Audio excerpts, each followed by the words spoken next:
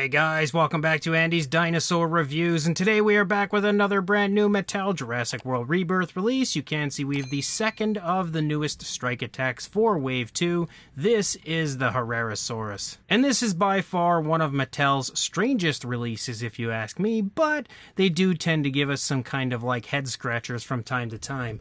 But we have this version that has been very clearly retooled from the original version of the Herrerasaurus. However, they had released a way better version of the Herrerasaurus, a little ways back, but for some reason for this release, rather than giving us a new color variant or something of the other much more superior sculpt, they've given us a really weird version of the older ones, so kind of strange as far as that goes.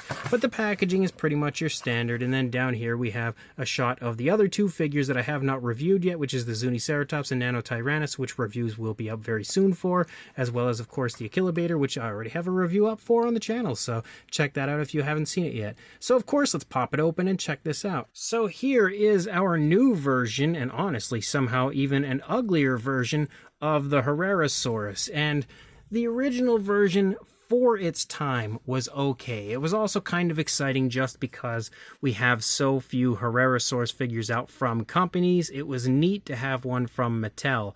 However, again, as I already stated, they have since released a new version which is far superior to the older sculpt, so I don't know why they would have resorted back to this uglier version. But if we start here in the head sculpt looks to me to pretty much be the same as the older one. No real updates made as far as I can tell, outside of one area, and that would be the teeth. The teeth are definitely different from the older one. The older one had, like those original Mattel teeth that were kind of smaller and rounded, whereas this one has sort of, I don't know if I'd say better looking teeth, but sort of sharper looking teeth. Even the teeth on the lower jaw actually look pretty decent. I would say they even look better than a lot of the teeth that we see on the Mattel Raptors and stuff nowadays, which is unfortunate. But the teeth, again, definitely have a little bit sharper of an appearance to them on this one compared to the older ones. Trying to see if they're more flexible.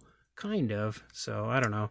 They definitely gave it, again, an upgrade as far as that goes, but the paintwork of the teeth is definitely sloppy. You can see a little bit has run up onto the upper jaw. For the body color of this one, we do have a light brownish tone, almost like a yellowish brown for the upper part of the head, and then a light tone here, like a light yellow for the lower jaw. The light tone doesn't lead into the underside. The yellowish brown of the upper side leads down and kind of overtakes the underside for a little bit. But again, we do as well have a yellow eye and a black pupil. Not much else going on. There's a slight speckling. The detail, again, looks okay, pretty much as it did on the original figure. Inside the mouth, we do have a nicely sculpted tongue with a beautiful pinkish tone and an extremely nice-looking gloss coat added to it. No coloration, sadly, for the upper jaw, though, on the inside of the mouth.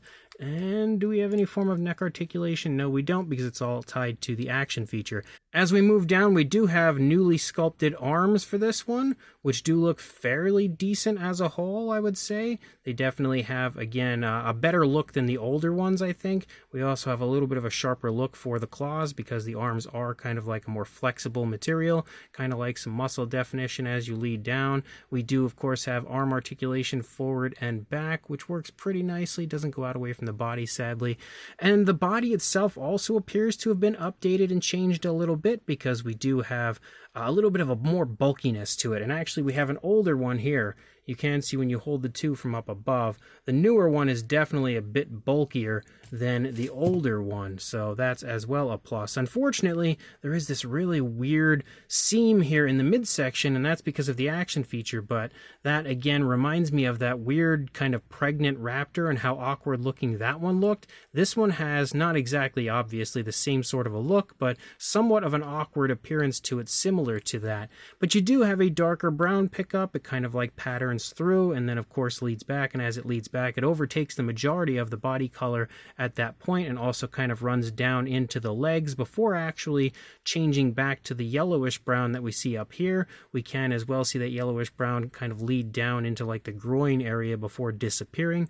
Also, there is the fax app code if you would like to add that one to your collection. The legs are definitely a little bit modified from the original, I would say. They definitely have a little bit of an updated look to them and some decent detail as you lead down. The foot sculpt, though, looks to be pretty much the same foot sculpt we had on the original version of the Dinosaur, though, of the Herrerasaurus. And as you lead up, you do have a super short tail on this one, somehow even shorter than the older one that, again, is just a brownish tone. The action feature is basically you twist the tail and the body turns, and as you can see, the mouth opens and chomps. So that's kind of fun, I guess, but not really anything super impressive. And a little bit, I mean, it kind of looks cool from the front, but the awkwardness of this seam in the midsection really takes away from the figure. That, and of course, the super short tail for this one. I don't think we really need to do much as far as like sizes or anything. We'll readjust the camera as I smack it. But just to kind of give you an idea of how this one looks next to the older one, there are the two different versions of the Herrerasaurus. You can very clearly see they have pretty much the same head sculpt, just with some updates made to it. And then, of course, the bodies are a bit different, and they definitely changed that up quite a bit. But they do still have a very similar look to them compared to, you know, the older one from the newer one. But also, again, just as awkward as each other. But like I said, it's such a strange decision. Also, you can clearly see that it is the same size as the older one. That was pretty much the point of that comparison. But again, it is so strange that they gave us this version, because if we turn this guy around, you can see, as I now have to readjust the camera again, we had a much better version of the Herrerasaurus that they had released, and it's actually been released twice. As you can see, it reappeared again in the Chaos Theory line recently with a slightly different paint app, I think, from the older one. It looks pretty much the same, but the transition here in the neck is very abrupt rather than a little bit of a smoother transition. That's the only real difference I could figure out between the two different versions. So I ended up never making a video to show that off because I felt like there wasn't much of a point.